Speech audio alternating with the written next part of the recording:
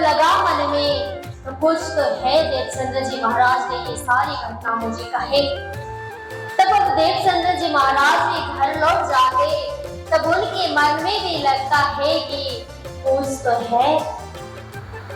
अरे हमारे अंदर आकर ऐसे भाव की प्रकट किए। तब घर लौट जाते देवचंद्र जी महाराज तो मन में खटपट होने लग जाती। तो सोचने लगते, अरे हमारे गांव जी भाई अच्छे श्रोता थे, अब वो भी कुछ अपने संसार के कार्योभार के लिए परदेश जा रहे हैं। अरब में उनका व्यापार चलता था। तब अब अरब जाने के लिए वो तैयारी निकल चुके हैं।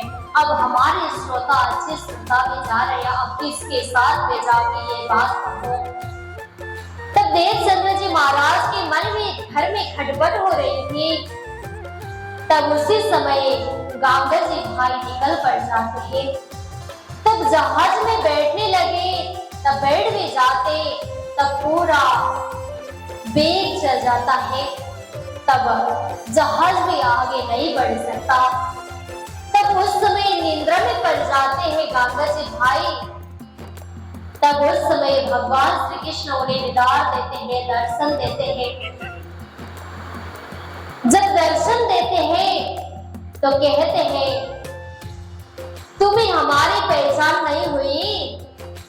तुम देवचंद्र जी के पास में मेरी सारी घटना को श्रवण करके वापस आ रहे हो। तुम क्यों नहीं उनकी बात को श्रवण कर रहे हो और तुम्हें वहां जाना है, कुछ और श्रवण करनी है। तब फिर उनके मन में लगा, नहीं, मैं जब अरब से वापस लौटूंगा, जब अपने इधर की काम भी पूरी हो जाए, तब मैं उनके ही चरण में जाके पड़ जाऊं।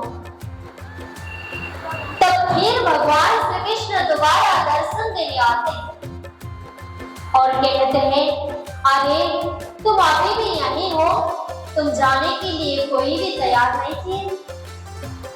तब फिर उस समय अंतर्धान हो जाते हैं भगवान श्री कृष्ण। तो फिर आगे 3 बार में कहते हो, मैं कितना बार आ चुका हूँ, तुम्हें सुनाई नहीं देता? तुम देवचंद्र के चरण में जाकर पकड़ो उनके चरण। तब उनको कहने लगे, अगर तुम यहाँ से नहीं उठोगे, मैं तुम्हें उठाऊंगा।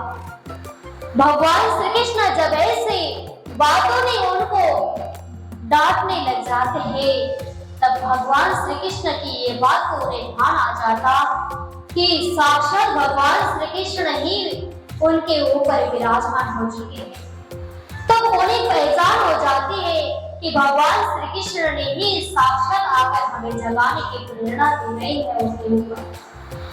तो अपने जहाज से उतरकर अपने घर में पूरा पवित्र स्नान करके शुद्ध बनकर वो देवचंद्र जी महाराज के घर में जाते हैं।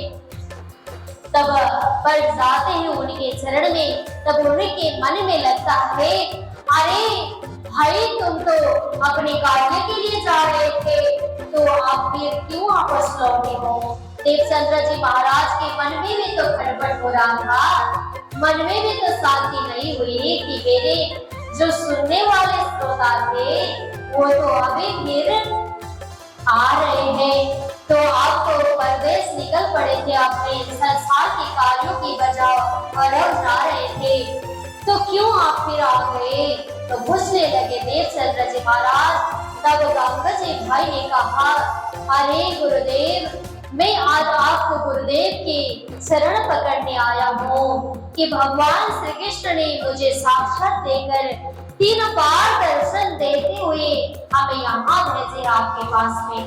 तो मैं जहाज में से उतरकर आपके पास में आपके सानिध्य में आया हूँ। तो इसलिए आया हूँ कि आपके चरण मुझे लेना है, आपके चरण को पकड़ना है मुझे अब इतना ही है। तो आप मुझे तारतुम मंत्र देकर आप हमें जगाइएगा, मंत्र प्रदान करिएगा हमें, तो आपके चरण में आपके शिष्य हम बन जाएंगे। तो भगवान श्री कृष्ण आपके माध्यम से मुझे जगाने के लिए आए थे। इस प्रकार गांगल जी भाई से देवचंद्र जी महाराज से की वार्ता हो जाती है। तब उस प्रकार गांगल जी भाई महामंत्र प्रदान करते हैं। बोले कृष्ण कन्हैया लाल की। गांगल जी भाई मिले अवसरा विनय वाणी लय चित धरा। उनके हृदय में जो वचन पाड़े श्री कृष्ण ने कहे हुए वचन को भी ध्यान आ जाता है। तब जो बात देवचंद्र जी महाराज ने रास्ते में खड़े खड़े हुए बताई हुई घटना की बात भी उन्हें धारण आ जाता है, चित्त में याद। तब वो उनके चरण में आकर समर्पित हो जाते हैं। कर विचार और पूछे बचना ने के अर्थ लिए जो इना जब समझाए पार के पाना तब धनी जी की भई पहचाना। तब कहते हैं मुझे साक्षात पर ब्रह्म परमात्मा की पहचान हुई, तो साक्षात पूर्ण ब्रह्म परमात्मा मुझे खुद पहचान कराने के लिए हमें हमारे पास ही आते हैं। तो और मुझे यह इससे क्या चाहिए परमात्मा?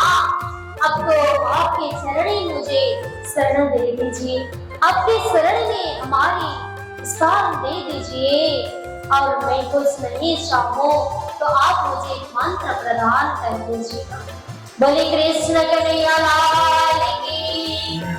तो आज ही हम अपनी कथा को यही विश्राम होते हैं। आ जाइए इस चौपाई को दोहराते हैं। तब गांगल जी भाई की जागने की यात्रा को हम निरंतर कर फिर प्रसंग को आगे बढ़ाते हैं।